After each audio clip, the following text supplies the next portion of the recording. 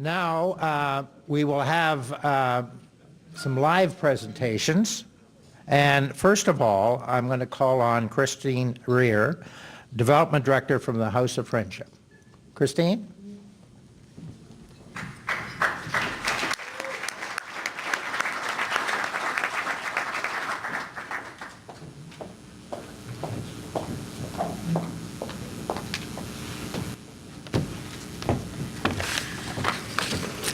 Good evening.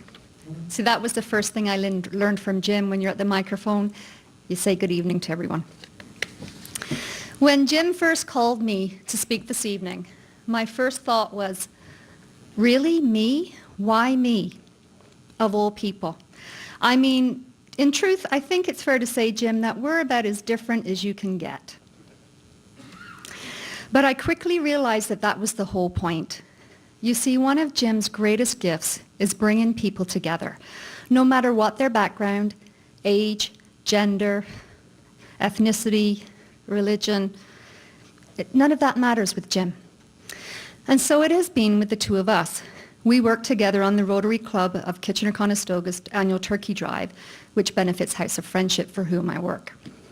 Now, bringing people together may sound like a simple accomplishment, but for any of you who have ever worked on a committee, you know that it's not that simple.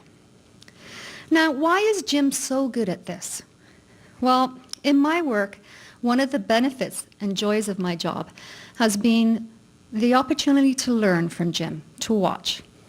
So I've given this some thought, and I've come up with some things that I think make him such a great community builder. He's not afraid to give everyone the same opportunity to step up and give and make a difference. He'll take your money for a good cause as easily as he gives his own.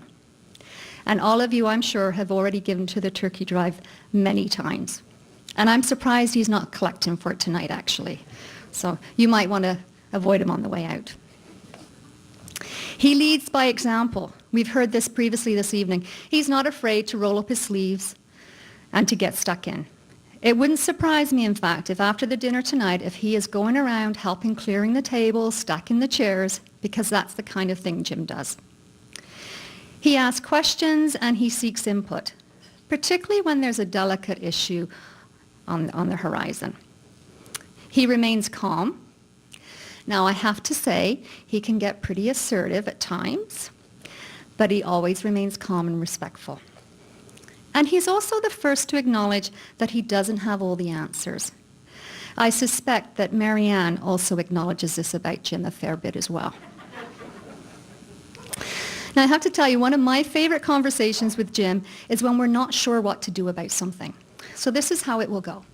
As I mentioned, he takes the time to call you. So picks up the phone. Christine, what do you think about this? Oh, I don't know, Jim. What do you think? Well, you know, we could do this, we could do that. Yeah, off the top of my head, Jim, that sounds good. I'm not so sure about that. And this is how the conversation will go. And then there will be a pause. And in that silence, I call it a moment of brilliance. Because after that pause, this is what I always hear. Okay, let's ask Marianne. This has increasingly become the outcome of our dilemmas. Because frankly, the one thing that Jim and I do share is we're both very stubborn. But what I love about this is that Jim understands that I share his deep respect for Marianne's judgment. So she has unwittingly, whether she knows it or not, become one of the bridges between us. And it takes a wise man to recognize that such a bridge exists. Now, in closing, I'd like to share another story with you about Jim and I when we were first working together. And I think this best represents all of his good traits. As you've heard, Jim leads the annual Turkey Drive. For those of you who don't know, recipients receive a food hamper with a voucher for a turkey, and then they redeem the voucher at one of two locations, including Urban Good. Now, because of the timeline for this project is so tight, inventory control is key to ensure that we have enough. Well, once word gets out that turkeys are being handed out, more and more people show up without vouchers. Now, don't get me wrong, we were aware of this, so we make arrangements that we have something there for people to enjoy. So no one goes away empty-handed. But Jim thinks everyone who shows up should get a turkey, no matter what. And you can imagine the potential this has to play with havoc with not only inventory, but also my nerves, which doesn't seem to bother him that much. So we've developed this little game. Every year, one of the distribution sites is at Urban Good. Jim is out there first thing in the morning, greeting the volunteers, setting up, getting things going, and frankly, he's out there at every opportunity, no matter what the weather.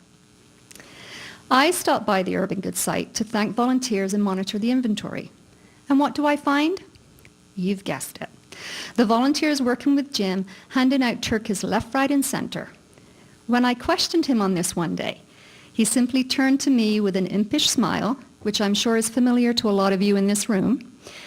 It's very disarming and very effective. And he shrugged and he said, "It's Christmas time." Again, note the brilliance. He knew better than to argue with me. I think John, who I work with, had given him the heads up.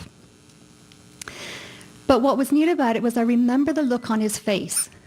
It was an absolute pure joy of giving. He's like a kid in a candy store at the turkey drive. He absolutely loves helping people, meeting them, hearing their stories, the personal touch of giving. That's a good reminder for me because it reminds me that part of my job is to work with donors and volunteers to honor their philanthropic dreams. Secondly, he puts the humanity back in the turkey drive. I'm so wrapped up in numbers and inventory and deadlines, and really, by that time of year, there is not a lot of Christmas spirit in me.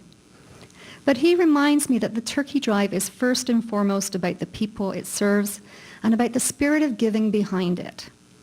So needless to say, at that point in our conversation, I looked at Jim and gave him the look that says, "You're impossible, but okay." And I have since reframed my approach to inventory. Now I aim to have as few turkeys left as possible. Now, having said all that, Jim, I want you to know that I will be back at Urban Good this December, and I will be watching you very closely. Nothing escapes me.